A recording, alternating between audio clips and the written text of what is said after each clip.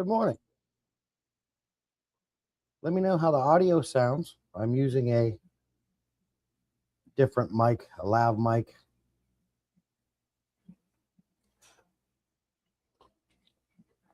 We got the Christmas theme kicking.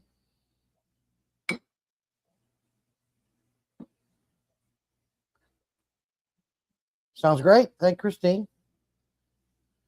Last time I used this mic, someone was saying that I was going in and out, but I was also walking around doing maintenance. Just make sure I talk a little bit louder. Let me talk a little bit lower. Let me know what it sounds like when I talk a little bit lower. Or normally. Does this sound good? Does the audio sound good now? Yeah, don't make fun of me. I need to shave up a little bit. Christian B, winner of last stream's giveaway. Sounds great. Thank you, Christine. Thank you. I like these mics because, you know, they let you be free. You can walk around. You're not fixed to the front of the computer. Let me know how it sounds as I walk around. I'm about as far as I can get away from you guys right now.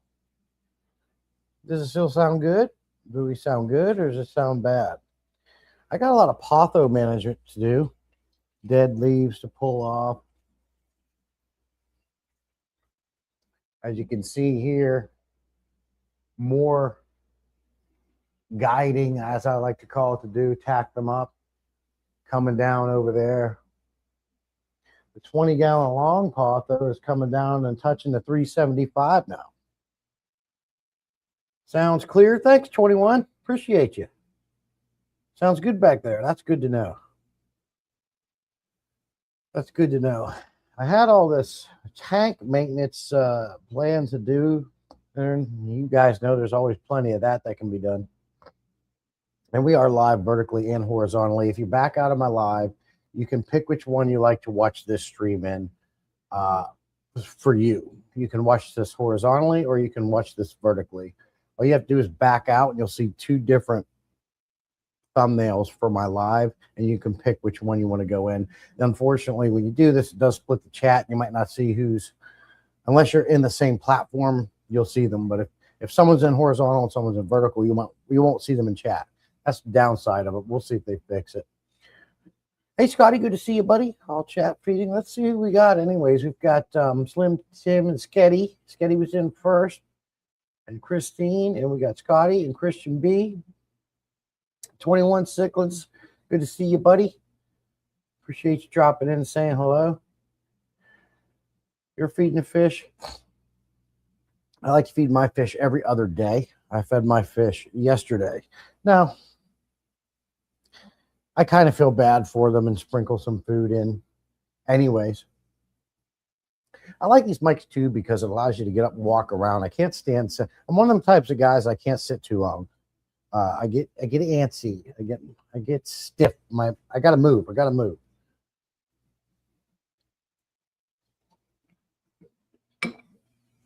Why? What?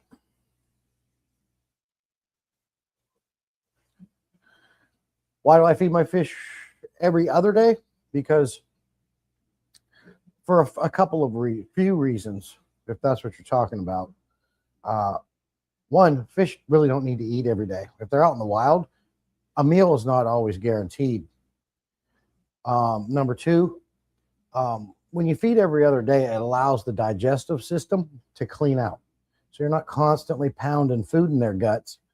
It gives their digestion system to clean out, which reduces things they have a potential for, like bloat and things like that. So I feed a high quality food and I feed every other day. Now, I mostly feed every other day, but I still end up giving them a little something, but not a full on feed. And number three, it's, in my opinion, healthier for not only the fish, but the aquarium. I'm not saying you don't want to feed your fish. You got to feed your fish a good food so they get their nutrients and they're healthy. But I only feed them every other day for the third reason of it's good for the aquarium. You're not going to foul the water as fast.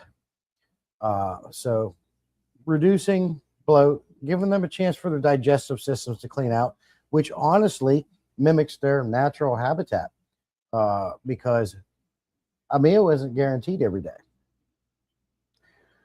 But I also understand that these fish we bought in the store were never in their native environments. They never had that situation. But believe me, my fish don't go starving. But I have to be careful with a lot of my fish, even tiger barbs. I have noticed keeping tiger barbs over the years. They, you got to be careful. You can easily bloat them up really fast, especially if you're using a food with a lot of protein in it. I've got one now with a big old belly there. So you have to be careful how much you feed tiger barbs for sure. The good thing about Northfin Foods is the high marine grade proteins in it are more highly and faster digested. So even though it has 40-some% protein in it, there's really no risk of bloat unless you're feeding 2-3 times a day. You don't have to feed Northfin so often, which makes it last longer. The GIPG, good morning to you. Appreciate you stopping in. But yeah, I've always found that works really well for me, 21. Feed them every other day. Works out for a balanced aquarium and for the fish. For sure. That's what I've been doing for years now, and I've never had an issue. Scotty, I still got to get those dang plants down in that substrate. But I got to tell you what, they're looking sweet. Not a dang problem with them.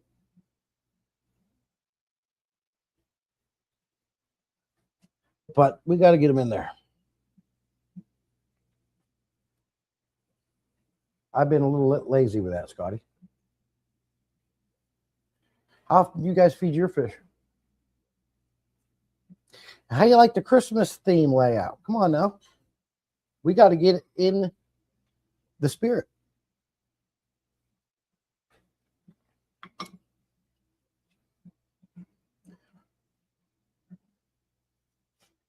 It is December.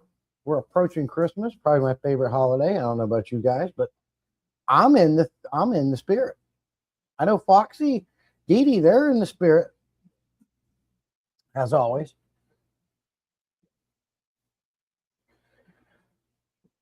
The last time I did water changes was on 11/25.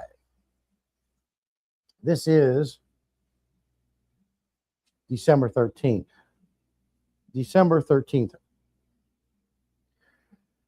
I used to do water changes once a month. Never had a problem with my fish. The only problem I did have by doing water changes once a month was the buildup of additional excessive nutrients like nitrates, which my nitrates never really got that high anyways. That's a pretty little new Mabunas. And phosphates. That's the only thing I did not like about doing monthly water changes is I was getting more algae, green, brown, and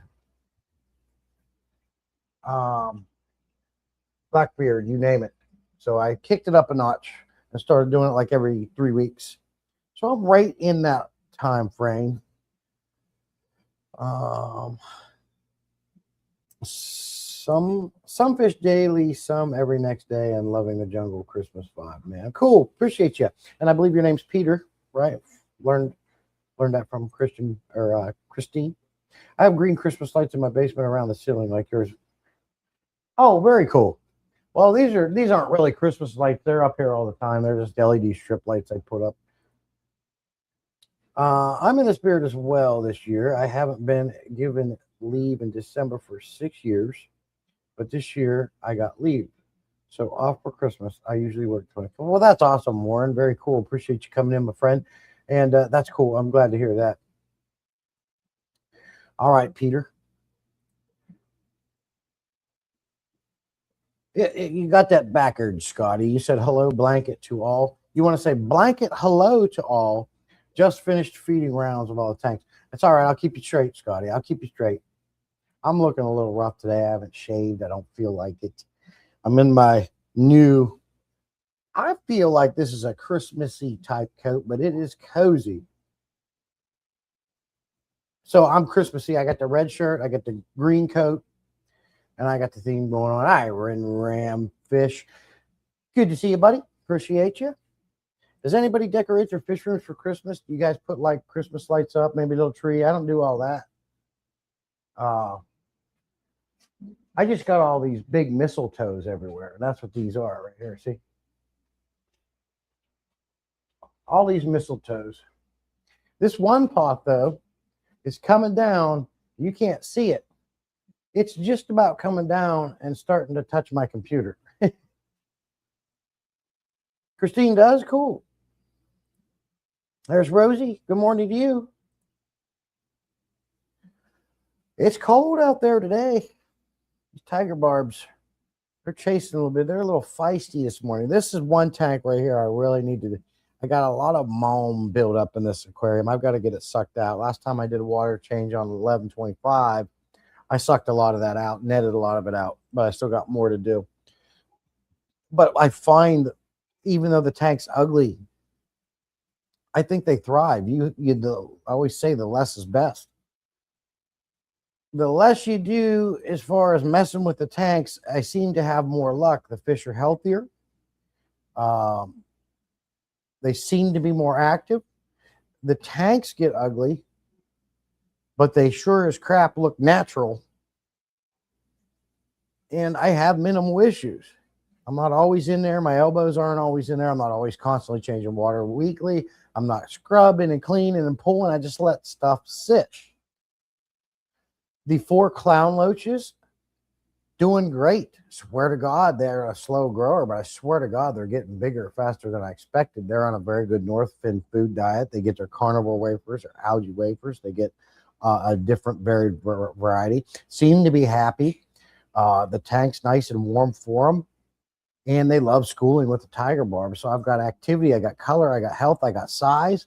And I only do a water change in this aquarium once every 3 weeks, sometimes longer, depending on what I got going on. So I don't know. I just chill with my tanks. Hey, P-Tag, good to see you, buddy. See you had an issue with your live stream. Don't forget, P-Tag had an issue with his live stream last night.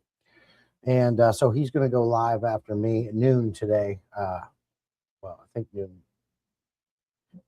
I think. Hey, Whip, the old double whammy stream vertical horizon. Yes, sir.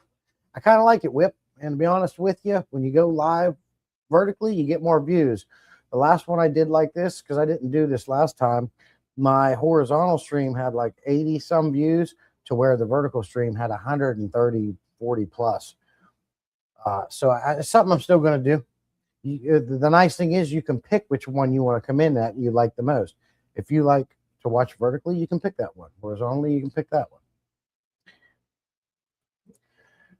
Hey, Tara, good morning.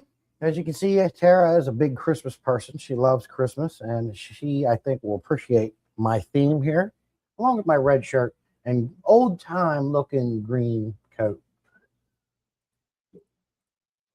Yep, noon. This to be a tank maintenance stream.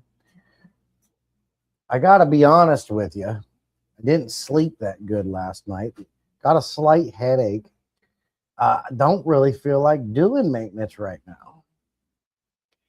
But I think what I will do today is clean up some pre-filters. I don't think I'm going to go into a full-on water change. But I'm going to have to probably end up doing it anyway. I got a lot of evaporation. I think here's the plan. I think this next stream is going to be like a, don't quote me, I change my mind all the time. But I think next Saturday what I want to do is start maybe, let me check my board, cleaning some canister filters. I just did 1, 2, 3, 4 of the FX 4s and 6s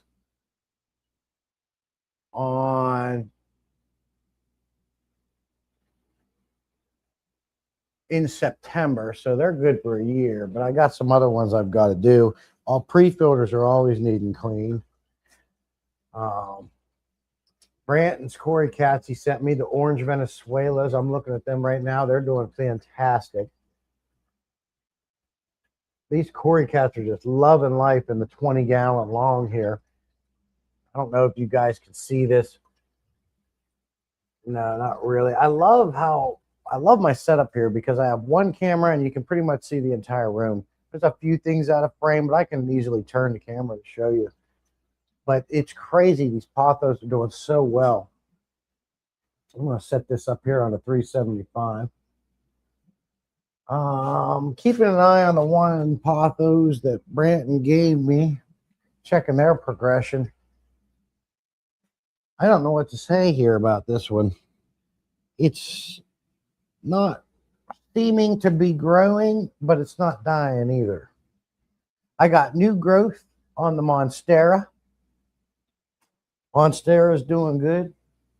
All the pothos I've had in here are just growing and growing. This one here, you could hit my head a little bit on. I got to tack it up. And I'm trying to remember where I stuck all those different pothos. Here's one. That one's doing, seems to be okay. Well, I think once they get seasoned and get established, they're going to really take off.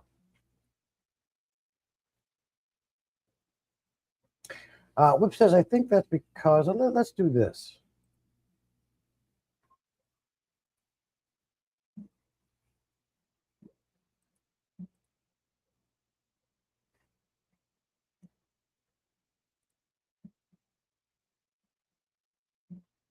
I think that's because the vertical shows up in the shorts. Yeah, and that's exactly why. They show up in the short speed whip, even if they don't stop to watch. It still counts as a view. I don't know. I think they still have to watch it for like 30 seconds to count as a view whip. But you do. Most people are sitting down, scrolling on their phones, and they say, hey, let's see what this guy's doing. It helps channel. That's why you see a lot of even Alex Williamson. Every time I go to his lives, he's always on vertical. It pays. It never gives me notifications for vertical streams though. Okay, yeah. I think most people like the big screen. But if the nice thing about this is you can back out and it shows a little vertical stream of a baby icon of a phone. And you can go back and forth and pick which one you like the best. There's Jesse. I wanted to ask you, man, how's the whole Svenny thing going? If you guys didn't know, I did start up. I've always had a second account. You've seen it throughout live streams. But I did start a channel up on that. It's all about tools and my other favorite things. So if you're interested, I put a post out on it. Come on over, sub to the channel, help me support, trying to get that channel up too. But what's amazing is what I found out, for the last 3 some years, I've only had one YouTube channel. It was this one, and I've been working on it for 3 years, and it's been a fight. It's been hard and fighting for that every view. I put one video out on my second channel about tools, which, you're setting it up in a different category, which is how to. And my first or second long form video is over 2,000 views. And it's nothing special. It's just crazy when you talk about the different niches. Like, it's so much easier to get views. What seems to be on any other topic, category, niche, whatever you want to call it, other than fish keeping. I've had to work so hard just to get good, decent views. And even then, if I keep going with this second channel, it's going to blow this channel out of the water in no time. I've already hit over 4,000 views, and it's not even a week old. Shares and likes, and I'm already getting more comments. It kind of puts things in perspective for you when you do that. Like, fish keeping, and then you maybe start a channel about something that's got a more wide variety of things you can do. It's a night and day difference. Just got them in. Okay, very cool. Looking good. 3-inch. Okay. I got a tank for them, buddy. Us old folk with trifocals need big screens. Yeah, we was talking about that, Scotty. We was talking about that. Whip says, I only like the horizontal just because I can multi-internet. And the horizontal will minimize but still be heard in the vertical. Oh, I think I know what you're talking about.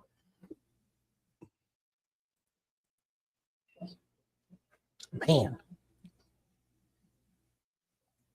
it was definitely good to see everybody chatting with you. Everyone's getting jacked up. Now, I'm assuming after this stream, I'm going to see some shorts from some of you guys, and you're going to tag me in it because you've decorated your fish room for Christmas.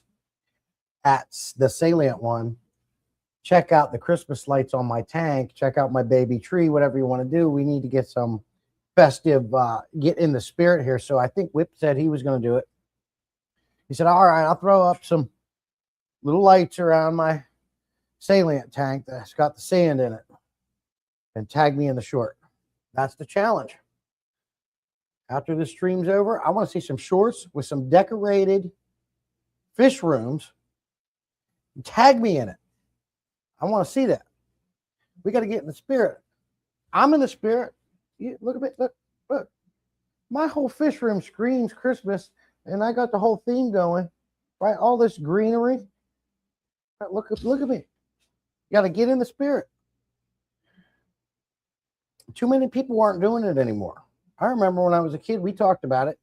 There was lights everywhere. You could drive. We would get in the car and go drive just to look at lights. No one does it. It's like 3 or 4 people. It's kind of depressing.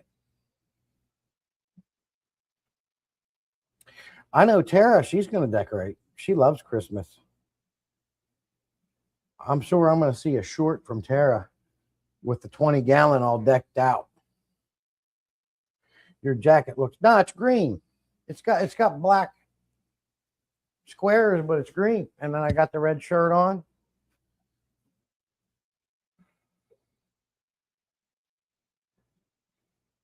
Looks black. It's green. God's sake. What are we doing here? Is that going to stay up there all the time?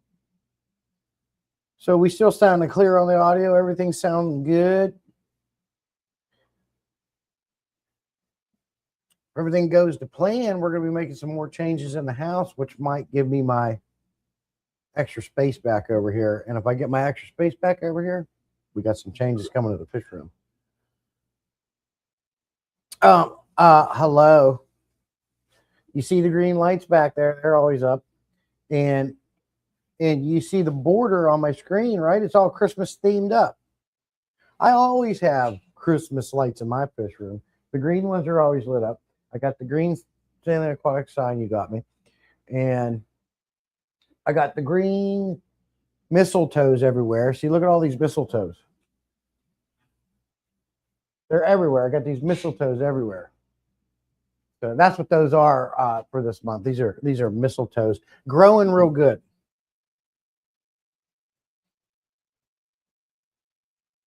I'm underneath a mistletoe right now, right here.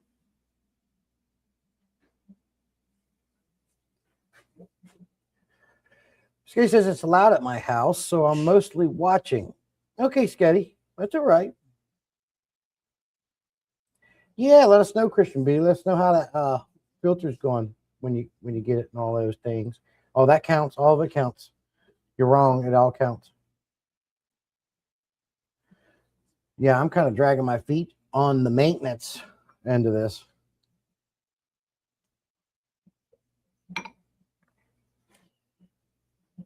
Haven't had any breakfast yet. Not even really hungry. Nope.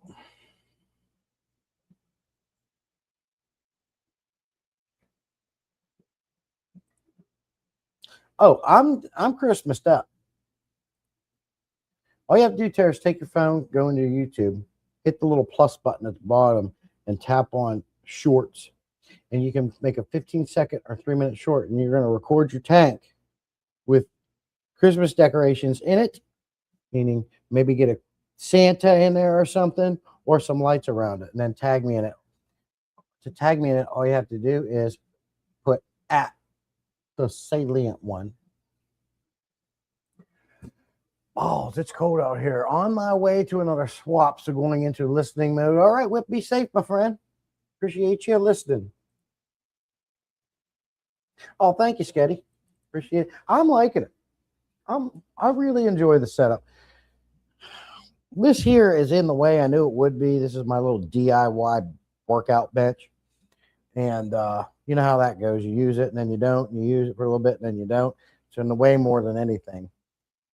But I need to, I love having this space open.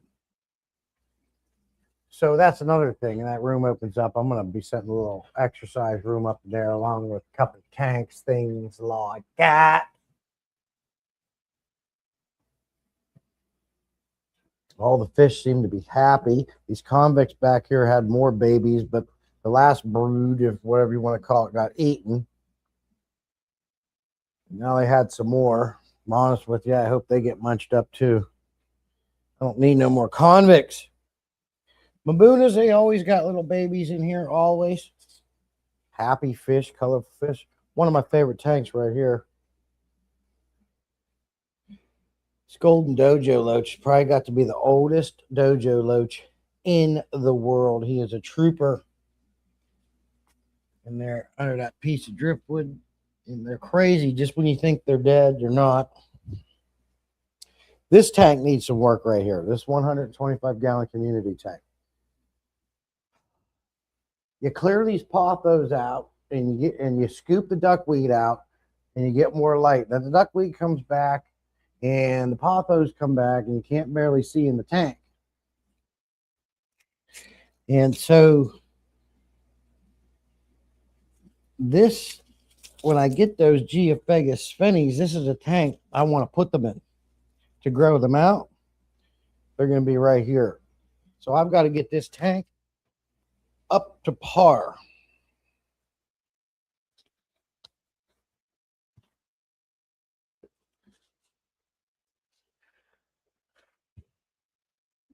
Got to get this duckweed out again. I've scooped duckweed so many times out of this.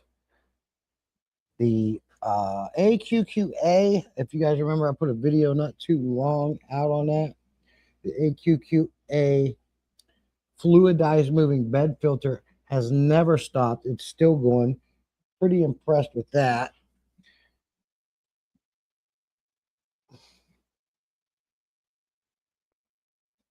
Yeah, see, I got to get at that because there's in the potho roots. I'm looking at some dang bald fungus. There must be some carnivore wafers in there that's set for a while. I got to crap like that. I got to get that stuff done. We don't want that kind of stuff sitting too long. We'll get busy cleaning it out. Tiger doesn't let me down yet, Scotty. That's good to hear. That's good to hear. They are sending me another product for review, but I'm not going to tell you what that is. Yeah, lots of work. Not a lot of work, just some cleaning some glass, cleaning some pre-filters. The crazy convict parrot mix up here, these guys are all doing good. The tank needs cleaned again. This is why I like bigger tanks. Smaller the tank, the more the maintenance. The 375 is always looking clear, always looking sweet. And when the sphennies get bigger, I'm going to put all of them in there as well. They're going to have lots of room. And when the clown loaches get bigger, obviously they're going to the 375 because clown loaches get big. Something like they can get up to like 2 feet in captivity, but very slow growers. So I imagine they're going to be in this 55-gallon tiger barb tank for quite a while until they get big enough to where they can live in a 375 and not worried about getting eaten by, say, this guy, the Oscar. But I like my big tanks, so I do like small tanks too. I like having, that's why I got a variety. I got mostly big. I got some small tanks. It's nice to have spare tanks, a place to put stuff when you in a pinch, you need a place to put a fish. You've got it. You got to, okay, what do I do with this fish? Got beat up. Let me pull them out in the 29-gallon. I got a 29-gallon back there. You can't see. It's back in the corner. next to the 55-gallon Tiger Barb tank. I always say it's always very helpful to have spare aquariums. Even if you don't have a plan for them and they're seasoned and they're running, throw a fish in there to keep it alive. You never know when you need to take a fish out and put it somewhere. And I think just having a spare tank is better than setting up a tote.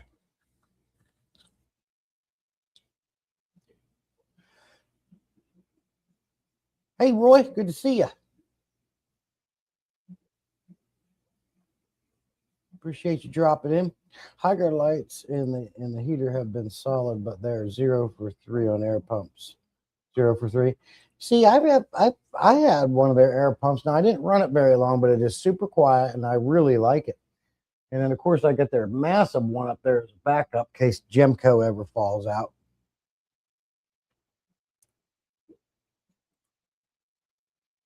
Good to see you, Roy.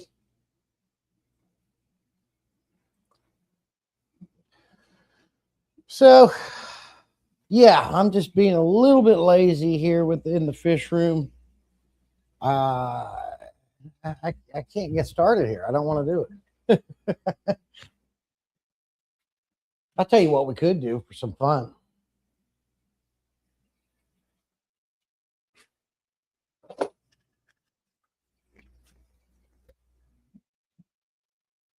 Let's test some tanks. Let's see where they're at.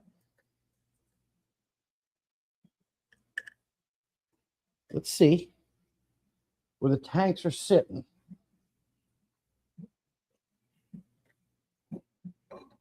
Can't go on this side because there's a bunch of freaking duckweed. Now, listen, this isn't food, fellas.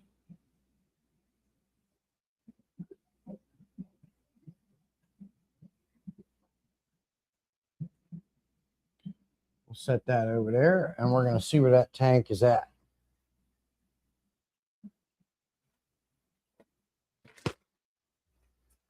Yeah, I have an idea.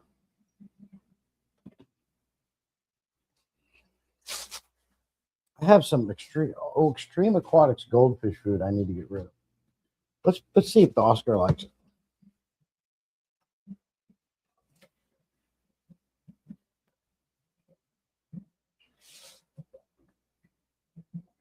I wish I could get these blood parrots to take in some pellets. Oh, he did. He sucked that one in. That's great.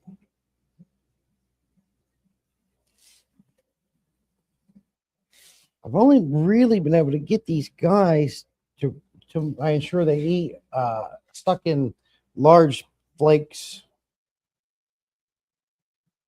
I did see that one pellet go right in his mouth.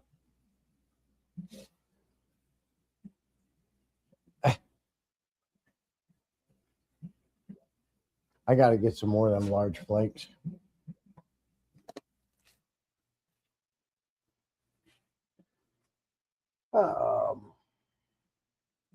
Scoop out the duckweed so the fish can use the light. Oh,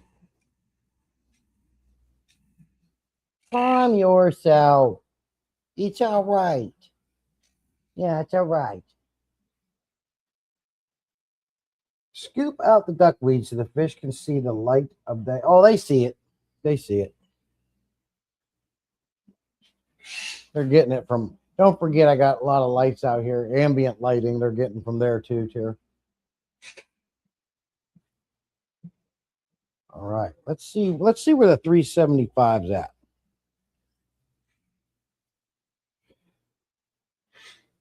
Okay, so I did a fairly big water change in this 375 on 1125, and the nitrates are sitting at about 25 ppm. That ain't crap. I've got over a foot long pleco in there, an Oscar, and 2 fairly large blood parrots, which is understocked for a tank of this size. But what you're not seeing and what I'm seeing is, as all plecos do, there's a crap ton. And let me know if you guys can still hear me all right. There is a crap ton of pleco poop sitting everywhere. I have to get that out, and it's only 25 ppm. Of course, there is no nitrites. This tank is very, very light. I don't even know what this reading on hardness is. It's like not really registering. There's absolutely no buffering power. The pH is sitting at about 6.4. And of course, there is no chlorine. But I never fuss about all these other things. The only thing I worry about is ammonia, nitrite, and nitrates. And I don't even worry about that too much anymore because I know I'm good. If there was a problem, my fish would be letting me know. And obviously, there is no problem in this aquarium. All the plants help too. Hey, Isaiah, good to see you. Let's see where the 55-gallon Tiger Barb tank is.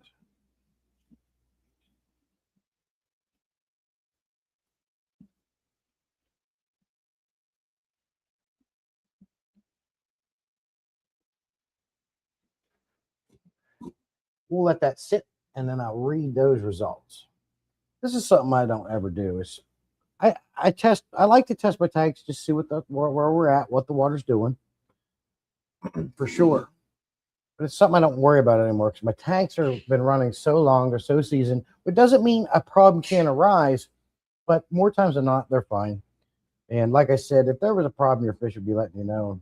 But I always still like to at least check. So I think that'll be fun to do on the stream. So I'm always talking about not worrying about things and doing less. So I think it's appropriate and perfectly in line with what we're talking about. Let me prove it. Let me test my tanks. And then I'll share the readings with you. In my pleco pond, I have a few over, I don't know. Oh, that's 2 feet. Okay. That's big. That's a big pleco. I got 2 commons. Hey, Jose, good to see you, buddy. Appreciate you coming in. Hope everything's going good for you. This thing keeps turning on me. It's driving me nuts.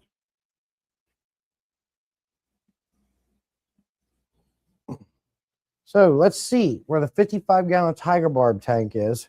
That has way too much malm in it. We've got about 1, 2, 3, 4, 5, 6, 7, 8, 9, 10, 11, 12, something like 13 to 15 Tiger Barbs and 4 clown loaches in this tank. Last water change was done on 11/25. Well, where are we at? 11/25. How many weeks has it been? Help me out here. If I did a water change on 11/25, and this is 12/13, how many weeks is that?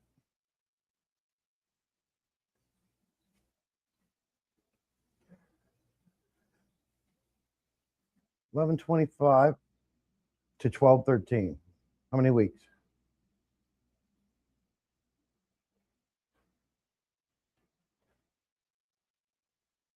Been 2.5 weeks. Is that right? 3 weeks. So right now is when I would normally be going ahead and doing some water changes. This tank with 14 to 15 Tiger Barbs, 4 clown loaches. It's been 3 weeks since I did a water change. It's packed full of malm. It looks ugly. It's got 1 sponge filter, Well, and then it's got a dual Hygger sponge filter and a Fluval 407 in there. It is sitting at right in between 25 and 50 ppm. It's hard to see on camera, probably. Very hard. It's sitting between 25 and 50 ppm. It's not even 50 ppm. Obviously, no nitrites. Again, I can't even read this hardness. This is where I like to bust out my liquid test kits to get a more in-depth reading, a more accurate reading, because the hardness is showing me a light purple on the Aquarium Co-op test strips, and that doesn't even read on the scale, so I don't know what I got. There is no buffering capacity. The pH is around 6.4, and of course there is no chlorine. That's a smaller tank with more fish, and it's only slightly got more nitrates than the 375. I'm just proving my theories here, where less is best. Don't worry about water changes. I mean, we're worried about water changes. I'm not saying that. We want to do our water changes, but I don't think you need to do them as much as you think. Let's check this 29 gallon.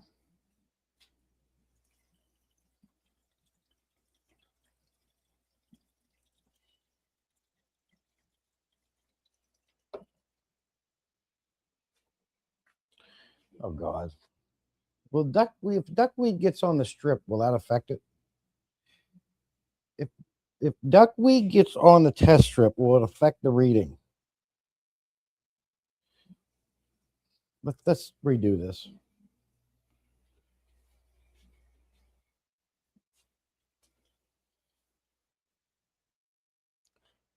Father fish infected me with duckweed. Never had it. He sent me free plant. I can't complain because he sent me free plants, but he also sent me free duckweed.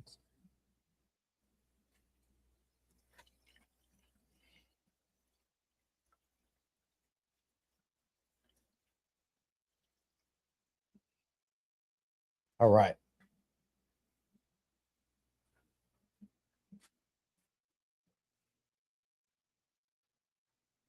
I suspect that 29 gallon there should be nothing. Heavily planted, one fish in there. We'll see what it says. Hey, Tim is back. Good to see you. I agreed, Mike LA. I need to get some coffee. I'm on my second cup. Hey, sweet Polly. Good to see you, buddy. I'm just going around testing tanks right now, seeing where they're at after 3 weeks. 18 days. 17 days to so more like 2.5 weeks with. A little over 2.5 weeks.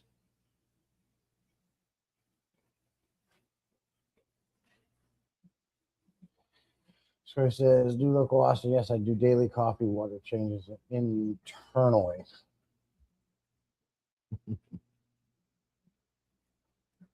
So the 29 gallon, after 2.5, 3 weeks of the last water change, is sitting at like nothing. Like, I guess it has 10 ppm nitrates. Obviously, no nitrites. And this tank actually has a slight buffering capacity of 40. It has a slightly higher pH at 6.8 and no chlorine. Well, people, that's the third tank we've tested. They're generally the same. Nitrates are low. Now, when we get into tanks like the Mabuna tank, I suspect that tank's going to be higher in nitrates. But so far, after pretty much 3 weeks, these tanks are looking sweet. Let's check the community tank here.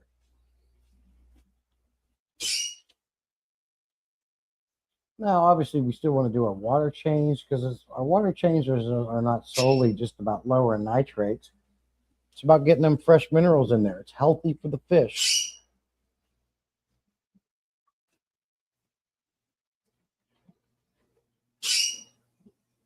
Keep it down, Skeeks. Keep it down. Peter says I'm doing a coffee change on this morning's Catching My Breath. I'm with my daughters at a racking hall to help them to de-stress from the exam. Racking. I'm not sure what a racking hall is, Peter, but that sounds like a good thing you're doing there.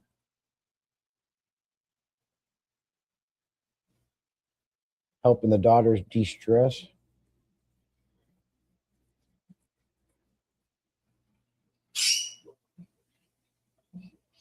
Well, this thing there, that was the problem. It was starting to slip off.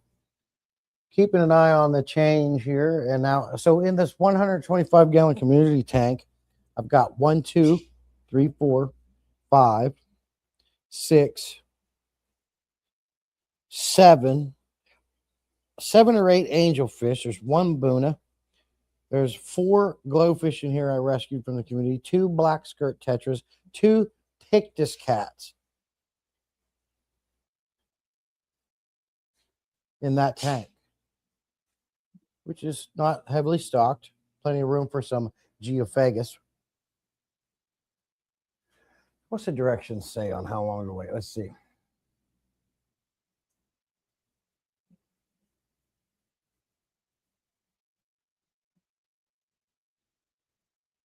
"60 seconds, so 1 minute. So we're good. Again, 10 ppm. No nitrate. Same hardness reading as the first 3. Don't know what it is. This one has a buffering capacity between 40 and 80. Jesus, something scared that pleco. Maybe 50. And the pH is about 6.4. And again, no chlorine. So the 4th tank, coming up on 3 weeks. Looking sweet. What's up, baby?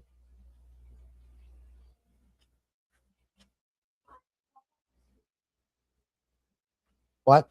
I fell back to sleep and my it would be on my phone now. Did you fall back to sleep? Yeah. I believe it. Your eyes are telling me the truth. Yeah. Well, let's check out. Yes, aquarium co-op strips. The aquarium. So I like my liquid test strips, my liquid test kits. I believe they give you a little bit more of a deep dive of what your water is doing. I think they're a little better than test strips. But in a pinch, and I'm quick, and I don't want to spend a lot of time, I go with the aquarium co-op test strips. And I've done a video comparing the two, and they're very close to giving the same accurate readings because I've done side by sides. So I trust them to give me that quick look to make sure my tanks are cool. So that's what I'm using here today.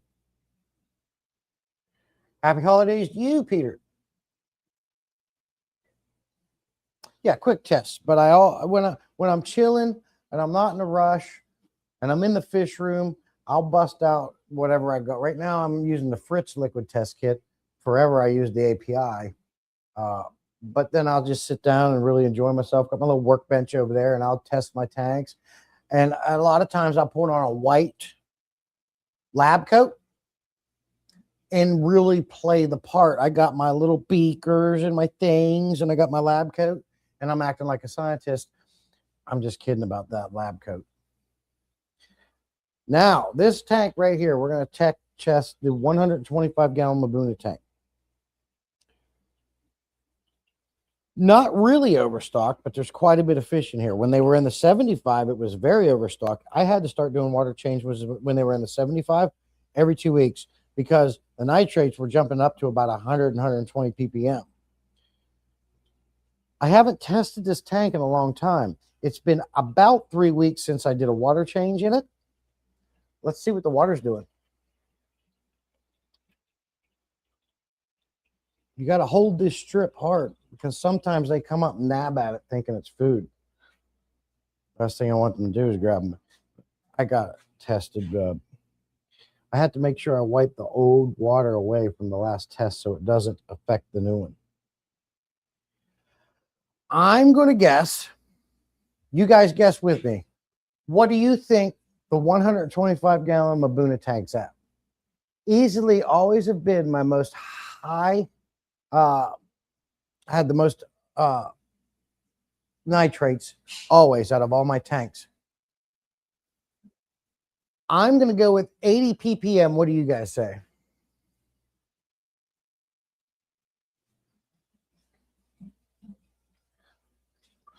I'm going to say it's sitting at 80 ppm. And another thing about this test that I like is I want to see where my pH is. Want to see what the pH is doing.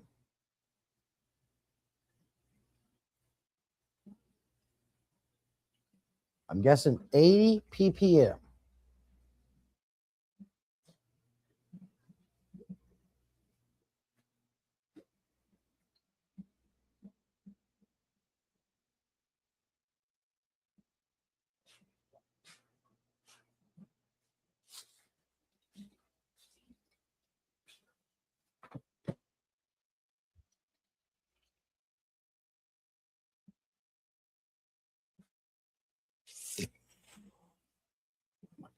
Whip says 50. The liquid test I use for new setups or if something is looking wrong. Okay, Peter. Saya says 60. P-Tag says 70. Peter says most of the tests from Sarah from co-op. You know, I always thought when we're talking about test strips, I always thought that one was better than the other. But then, and I always give this credit to Dan over at Everyday Fish Keeping. It doesn't matter what test strip you're using. They're all going to give you a reading. Each test strip you use, meaning brand, is going to give you a different reading because they're made from a different company.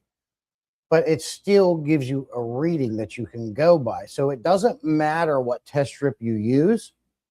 You just need to be consistent and stick with that test strip. And you're still going to know what your water's doing and where it's at. The Aquarium Co-op test strip can say, hey, nitrates is at 20. Tetra test strips will say, your ppm is at 50, right? No matter which one you use, they're going to let you know what your water is doing. And then you can adjust and do what you got to do from there. It doesn't mean one is more accurate than the other. It just means they're giving you a reading of what your water's doing. You have to stick with one and go with it. All right.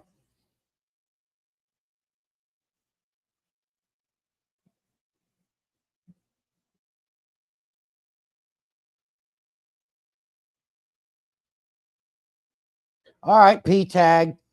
Oh, my God. Scotty getting into this, coming down to the dots and the points and the decimals and things.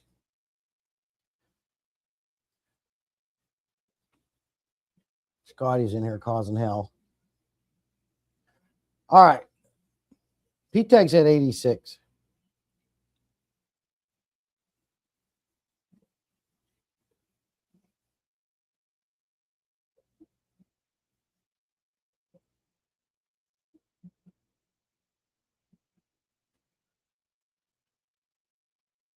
Look how dark purple that is.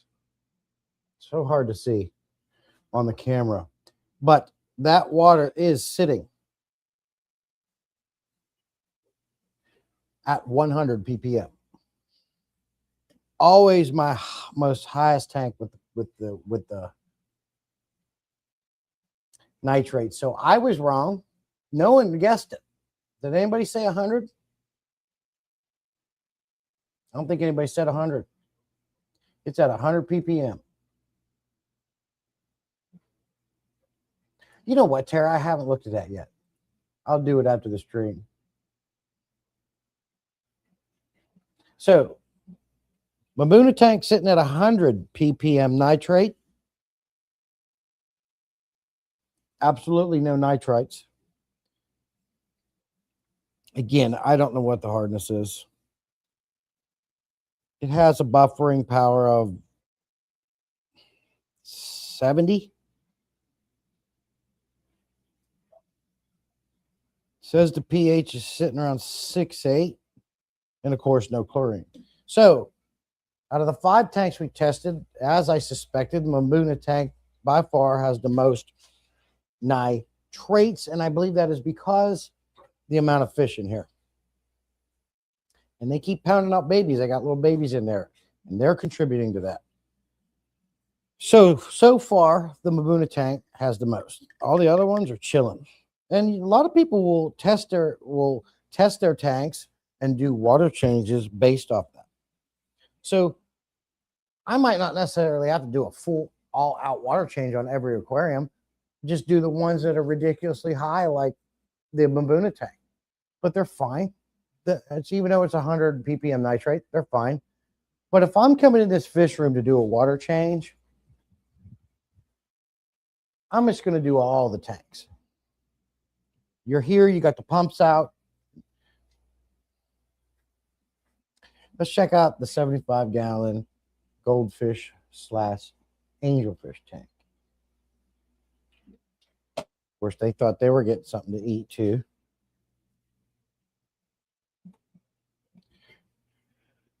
All right. Guesses. There is 5 angelfish in there, 1 goldfish, and 1 golden dojo loach. Last water change was done. All these water changes were done pretty much about 3 weeks ago. How much you think the ppms on the nitrates are in this tank? Based on your experience as a fish keeper, what do you think the ppms are in that tank?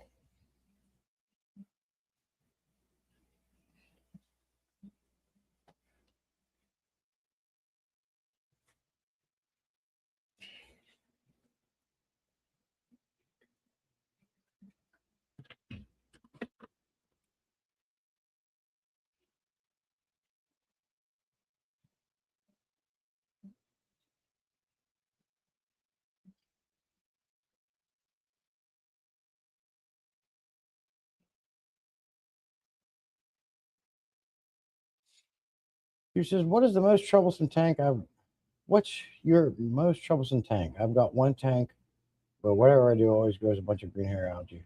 I really don't have a lot of troublesome tanks. But if I understand what you're saying, as far as algae growth, I have that issue in several tanks, and that's just because I don't clean it out. I do suck a lot of the crap out. For example, I've got a bunch of dead snail shells in this 125 community tank in Malm. Last time I did a water change, I sucked a lot of that crap out, but it's back. Of course, the more stuff sit around, the longer you let it sit around, the more you get excess nutrients, which causes algae. So, which is the reason why I discussed earlier, why I upped my water frequency change from once a month to every 3 weeks or whatever. I did have that problem in here, but I also, since I lowered the amount of lighting in the fish room, a lot of that algae has decreased. It's not near as bad, which has helped. So that's another trick you could do, Peter. How many hours a day is your lighting on? I've dropped mine down. It's helped a lot. That's a big one. Light causes algae, especially if you got blue lights on your aquarium lights. I don't run blue lights. I shut them off. Blue lights is a hella algae maker. But I've got algae in every tank, especially the Blackbeard. I can't stand it. But my most troublesome one, I'd say right now, is that 55-gallon Tiger Barb tank and this 125 community tank and that 20-gallon long up there on the left. The 75-gallon is sitting 10 ppm. No nitrite, no chlorine.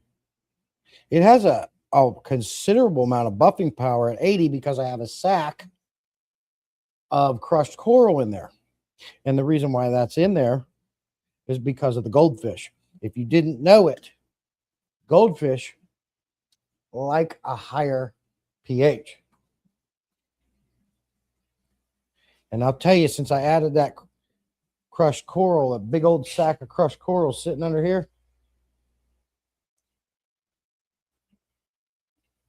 since I raised the pH up in that tank, so he's been doing great. He's a trooper. He's my last living goldfish, and he's looking great. And he eats a lot of high protein Northfin foods, never have bloat out of them. That right there is a proof that the Northfin foods have a high protein, highly digestible, high marine grade proteins that doesn't cause bloat. Goldfish, especially fancy goldfish, in my experience, are very susceptible to bloat, pine cone disease, and he eats nothing but Northfin. A lot of that Northfin is got 40% protein in it, and he never gets bloat. If I was to set up another goldfish tank, it would be a nice high pH and I don't think I'd go with fancies. Excuse me a minute.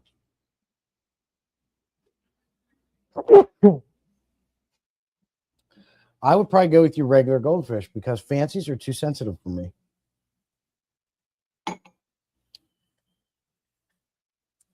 Such a sensitive fish, those fancy goldfish. I've saved probably 20 or 30 feeder goldfish from PetSmart and kept them, and they can be just as beautiful with their long fins. Okay, let's check the 75-gallon Jack Dempsey, and there is a common pleco in here as well.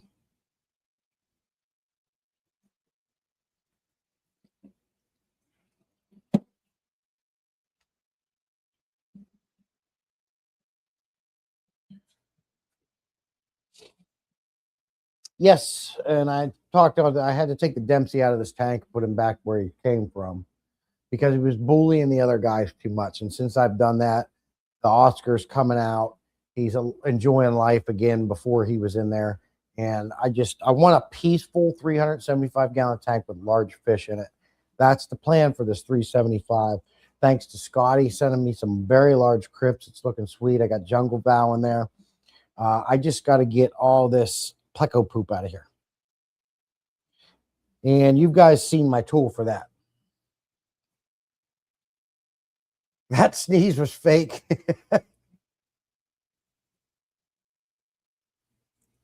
Lights are around 8 hours, you're saying, Peter? Yeah, definitely. You start having algae problems, the first thing I do is lower my light.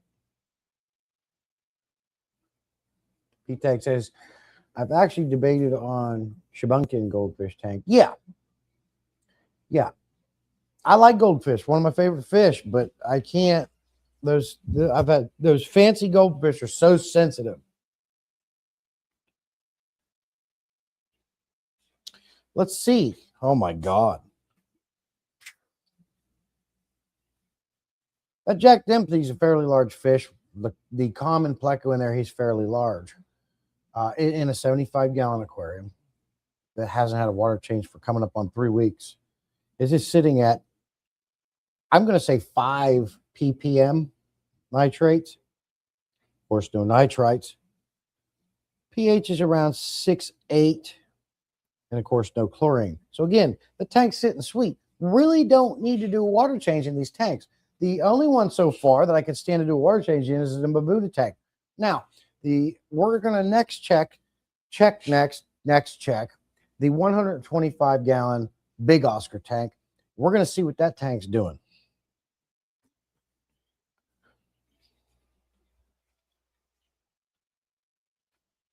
I'd love to put these big Oscars in my 375, but this guy here, I think, has too much attitude.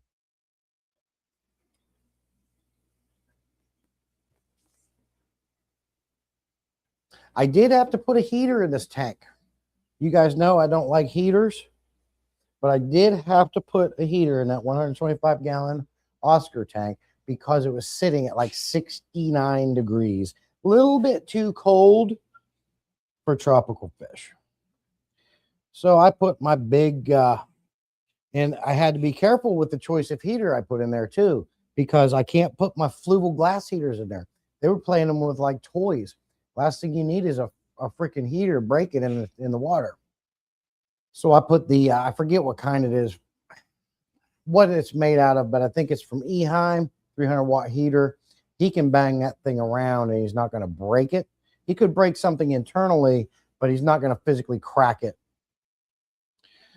I also jacked the heat up in the fish room on the Mr. Cool unit because we were getting some pretty decently cold nights, and I needed to make sure the tanks were warm and the bird room was warm next door.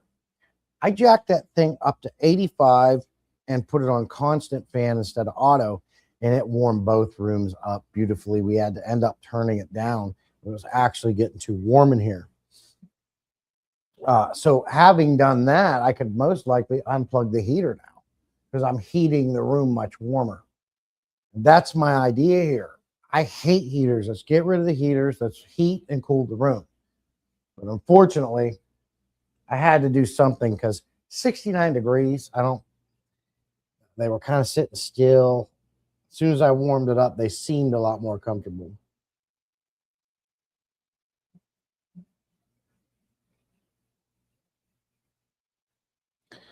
Tara bringing the heat today. Yeah. Tara's bringing in the heat. Stupid thumbs. Appreciate you listening, Whip. For me, it's mostly all correct. The big old Oscar is just like a Marine. He can eat glass and spit out napalm.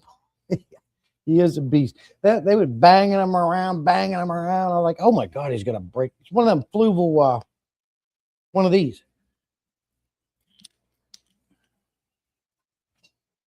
You know, most everybody's got these. I got a bunch of them.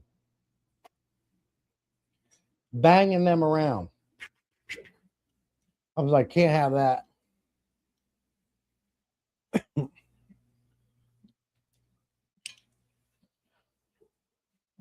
Actually enjoying testing tanks with you, and I'm actually kind of enjoying this.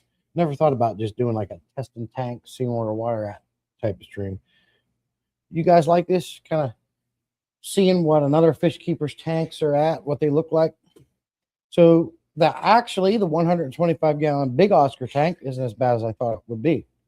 It's only sitting at 5 ppm nitrates. It's not quite 10. No nitrite, pH around 6.4, and of course no chlorine. Right in line with the rest of them apart from the Mabuna tank. That's coming up on 3 weeks with big fish in a 125 gallon tank. I think it's because of the fact that I feed every other day. I do my maintenance consistently, and I leave crap alone.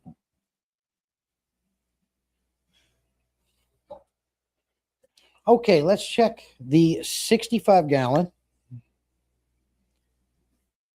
convict tank that has a lot of convicts.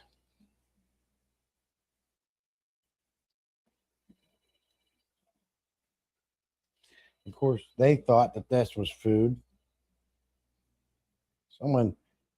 Someone's ringing me.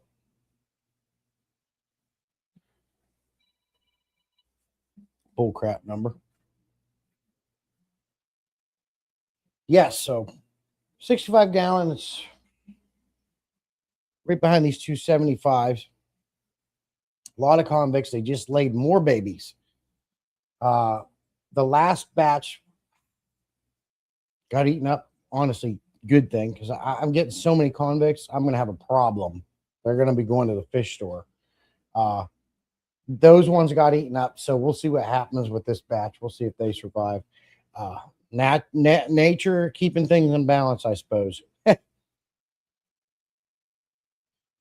Okay, let's see here. I'm always interested to talk about water. Once I start, I can't stop. I will want to know. Okay, cool, Austin. I appreciate it. I certainly appreciate you. I don't know if I said it, coming in and hanging out with me. Excuse me. Throat's getting dry. Master Touch says, so I warm up my 125 gallon South American tank. Now I seen they don't throw rocks around so much.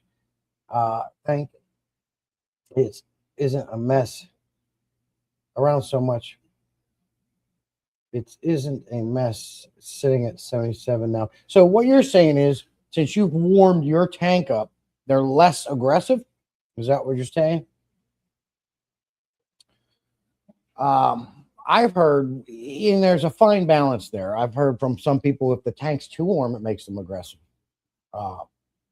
One nice thing about having warmer tanks, particularly when you're getting up into 80s or high 80s, you have a good chance of keeping things like ick at bay.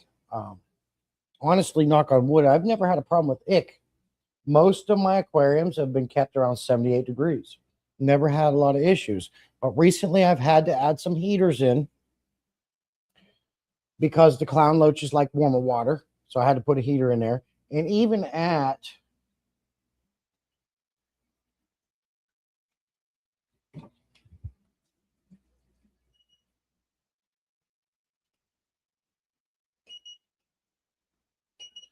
well, let's see. So it's saying it's about 83, 84 degrees. Even at 80, 83, 4 degrees, those clown loaches are always hanging around that heater. Let's see what the convict tank's at. I would say 15 ppm nitrates, no nitrite, no chlorine, and it's got a pH around 6.4. I'm noticing that my pH is pretty consistent throughout most of the tanks apart from two of them. That's because I'm naturally buffering the pH with crushed coral, which is safe. And in my opinion, the only way to do it. You never want to use pH uppers or downers. Naturally buffer it and raise it using crushed coral in a sack hidden under a rock. I don't recommend putting it in a filter because a filter exhausts it too fast. Putting it in a sack under a rock hidden makes it so it lasts longer. And because it's in a sack, when you need to change it, when it gets exhausted, grab the sack out, rinse it out, dump it out, fill it back up, put it back in there. Much easier to change. And I would never use crushed coral as a substrate. I hear about people doing this and doing it to help buffer their pH for cichlids, but I never understood it because it's sharp, it's rigid, all the debris get caught in it, food gets caught in it, and it can scratch and cut your fish. I never understood the idea behind using crushed coral as a substrate. Seems to be, well, that's cool. And it's neat that you take the time to figure these things out, Master. And that's what makes a good, well-rounded fish keeper. You're taking the time to try things and see what works, as opposed to just throwing it in there, throw the fish in there. Hey, they're pretty. See you next week. You enjoy your hobby. You're liking what you do, and you're taking the steps to a better thing. So shout out to you, Master. I had a 75. They tore it up every day. Yeah. Now, don't get me wrong. A lot of my cichlids are sand diggers, man. They love to dig sand up. Every one of my cichlids in here love digging with sand, which is one of the reasons why I like having sand for them. Gives them something to do other than just swimming around the same four walls all the time. And they enjoy it. They like burying in it, and they have a good time digging it. It's fun to watch them. You got to let them do that. And it's part of what they do. And I like having that for them.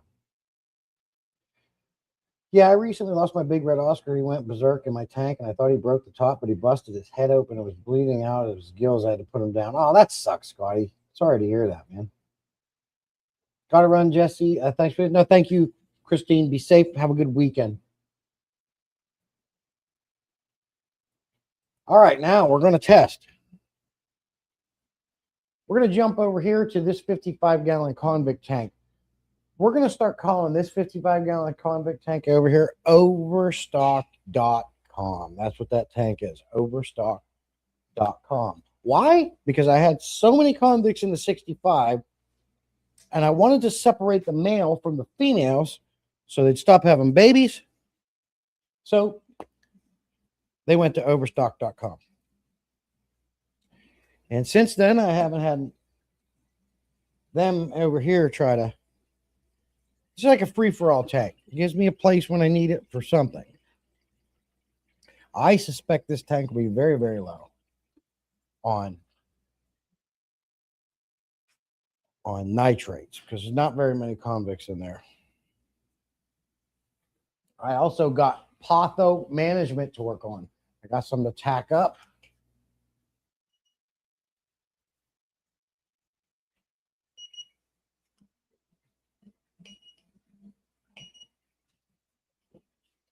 Now, this overstock.com tank is only sitting at 69 degrees. No, it's 70. But still, in my opinion, a little bit too cold for tropical tanks. It's down here below, a little closer to the floor. Really not getting affected by a lot of the heat.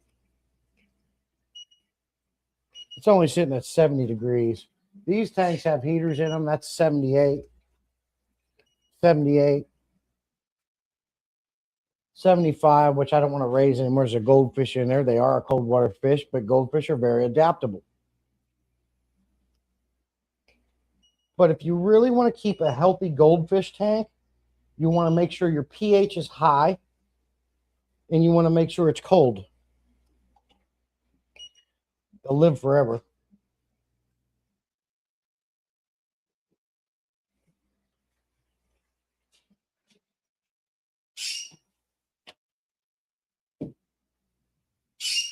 There's reports of goldfish living 45 years. Uh-oh, what did I do with my... Here. Yeah, this is only at 10 ppm, no nitrite. Everything's looking sweet. Chlorine's good because there is none. Buffering, no buffering power. But it is a little colder than I like. And I do not want to have to plug in another heater. Amps, watts, sucking heaters, man.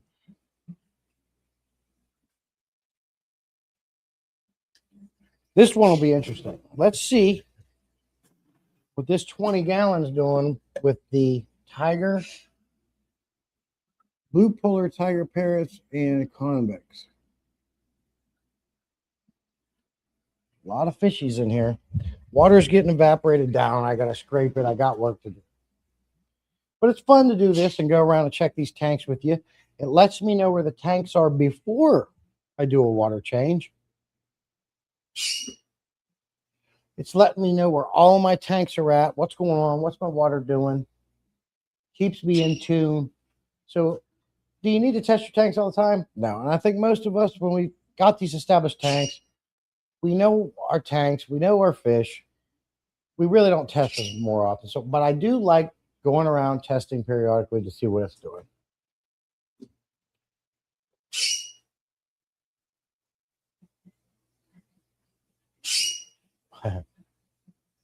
Jose says, Michael Masterclass can't leave comments on your videos. Maybe it's set to kids. Yeah, if you make a video, you want to make sure you set comments to not made for kids. So people can comment is what Jose is trying to say there. So, and you can go into your studio and change that at any time on any one of your videos. I have a little thermometer here. It says my fish room is sitting at 82 degrees. It's 82 degrees in this room, and I still have to throw some heaters in some of these tanks. Apart from this tank here, I do that for the clown loaches. I want it warmer. The 375 is not heated, and it's sitting at like 78, I think. What surprises me is that Overstock.com tank is at 70 degrees. It is a little lower to the floor. It's way under where the heat comes out, but still the whole room is reading 82 degrees. Why is that tank sitting at 70 degrees? You would think it'd be warmer than that.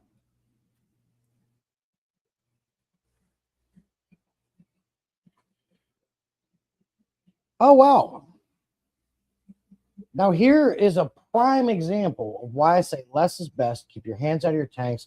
Let it chill. You don't always have to be in there changing stuff, moving stuff, doing water changes every week, every 2 weeks. I haven't done a water change menu in a 20-gallon long. Smaller the tank, more the maintenance, which is true because there's so much algae on that glass. I can't barely see in there. I just cleaned it through 2.5, 3 weeks ago, and it was beautiful. You could see everything. But I've got evaporation, and I've got a little bit of brown looking water and algae everywhere. There's a ton of new tiger parrot / convict babies in there, including Big Dad. And this tank is only sitting at 15 ppm, no chlorine, no buffering power. Again, I don't know what the hardness is. I have specific hardness tests I can really dive deep in if I want to.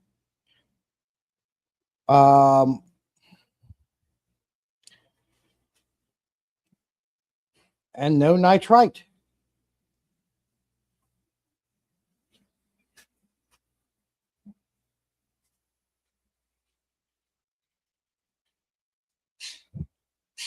We have one more tank to test, and that is the 20-gallon long Cory Cat /forward/ cherry shrimp tank. I've got 6 orange Venezuelans in this tank. I've got an albino, I've got a pepper, and a bronze Cory Cat in here. Full of duckweed, though. Now I'm going to test it. Let me move these to the sides.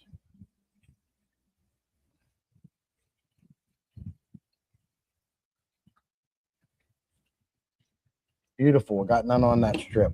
That skill. I'll be honest with you. I don't think I've ever tested these 20 gallons since I've started them and they've been running.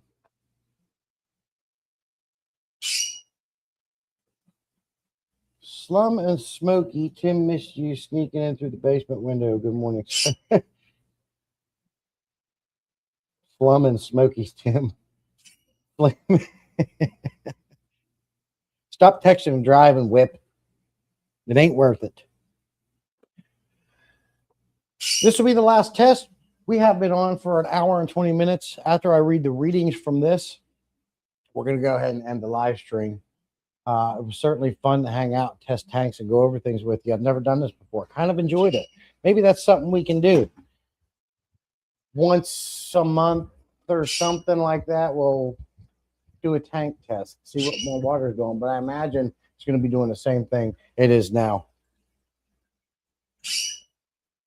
This potho I just tacked up, and it's already grown over a foot, and it's touching this bottom tank. Probably going to go ahead and get this 20-gallon maintenance. Depending on what this one reads, get it maintenance.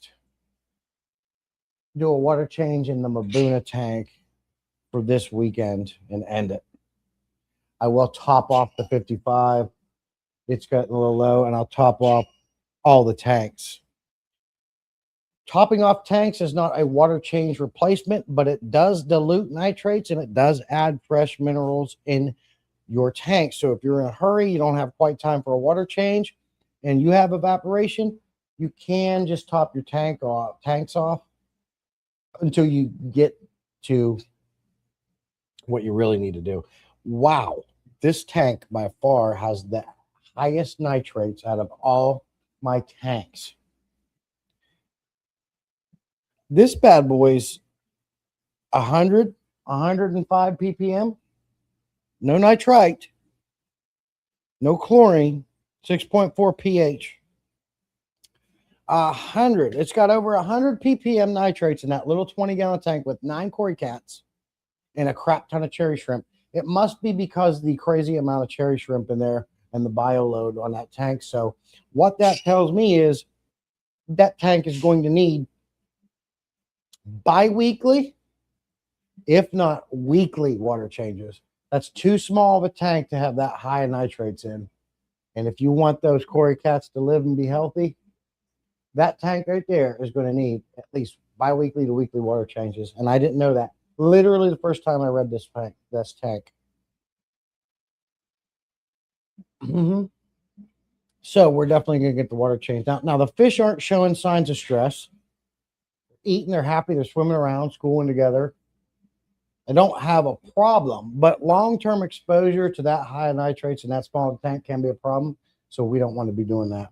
So that tank will be getting more regular maintenance. And this is why I say I like to test my tanks periodically to see what my water's doing, because you never do know what's going on. Even though things look good, you could have a problem.